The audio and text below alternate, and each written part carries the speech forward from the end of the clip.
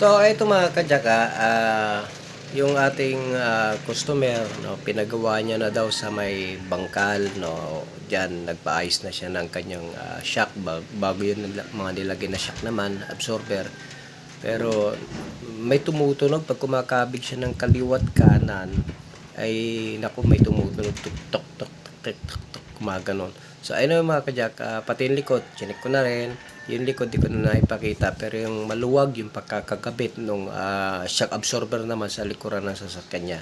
So ayun mga kajak, nawa ito ay lesson lang, kasi pagka nagpagawa tayo, i-check pa rin natin, tignan, bantayan natin kung pwede na bantayan yung mga ginagawa ng mga mekaniko.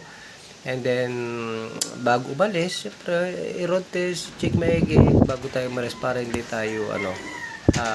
tayo magkaroon ng problema sa sasakyan. Pero anyway, mga kajak, dinala dito sa atin para maipacheck kung ano yung tumutunog, kasi pinalitan niya na ng mga bago, pero tumutunog pa rin, may tumutunog pa rin.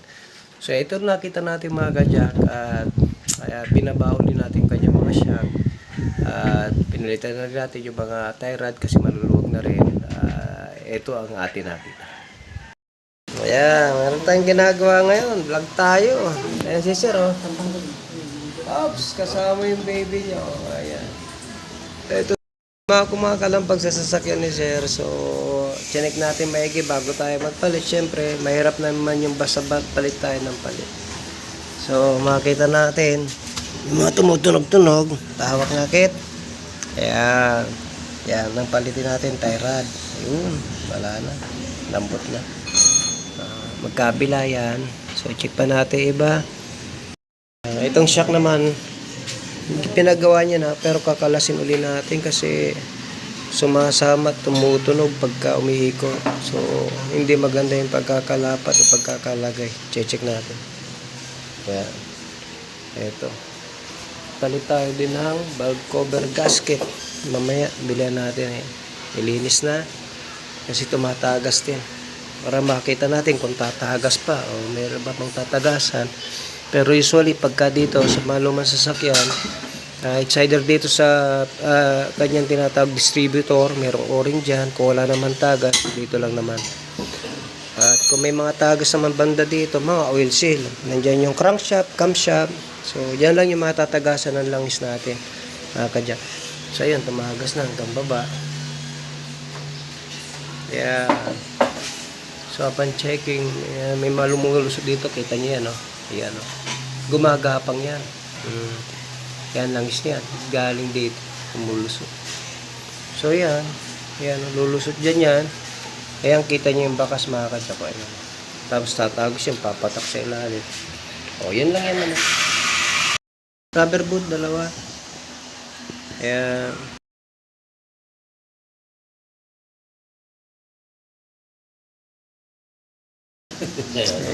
Kaya pala tumutunog, kulang. So, ito yung pinaka bearing yan sa shock natin. So, umiikot yan. Ayan, sumasabay yan. Pag iniikot yung manobela, gumagalaw yan. Ang problema, kaya pala tumutunog. Yung isa, wala. Wala. Ayan, o. Tapos ito, napansin namin, nakalubog ito, kaya gumagasgas sa may pinaka-plato niya dito. Supposedly, mga kajak, meron to bearing. Kaya nakita naman natin yung problema. Ayan. Iikot yan, o. Kita niyo. Ito, wala. Kaya pala, tuwing iikot si Sir, may tumutunog. Ayan. Dapat ganyan yan. Kulang. Pinagawa niya ito sa ibang shop. At hindi naman sa ano, baka mamaya nalimutan lagyan lang. Nagmamadali sila siguro. Ano man. Yun lang. Yan. So kulang. Lagyan na lang natin. Bilihan natin. Okay na yun mamaya.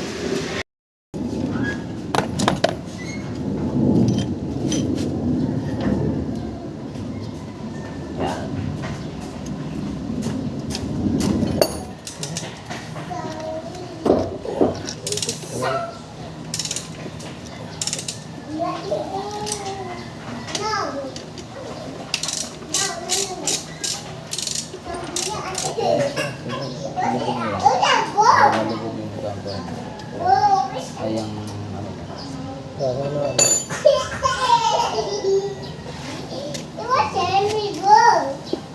Yan. Ikot yan, baka maano ito.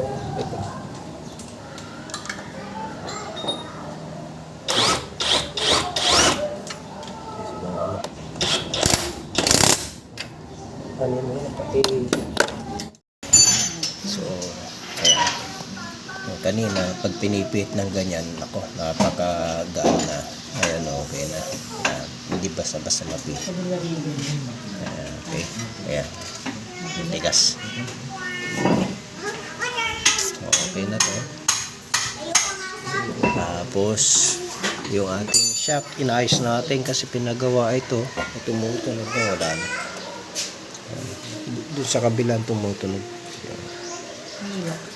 So, wala yung kanyang bearing o yung tinatawag na damper bearing. Wala. Ayan. Kanan. Kanan. Kanan. Ikot ng kanan. Yun. Wala nang tunog. So, kanina, pag tumutunog, ayan o, malakas ang tunog kanina mga kajak. Okay na. Ayan. Inikot-ikot na natin. Okay na, Brad, ha? Ayan. Wala nang tumutunog. Kanina, pag inikot, tuk-tuk-tuk, gumagano, no? Ayan. Okay na. Sige, balik nyo na yung mga kit. Mga gulong, okay na yan. Ayos na. So, ayan. Kanina, pagka ganong, may tumutunog na agad. Dito yan. Hindi na ilagay yung bearing dyan. Pinagawa to ni Sir eh. Kaso hindi nilagyan ng bearing yung nasa damper niya. So anyway, okay na, wala nang tunog-tunog habang iniikot ng kaliwat kanan.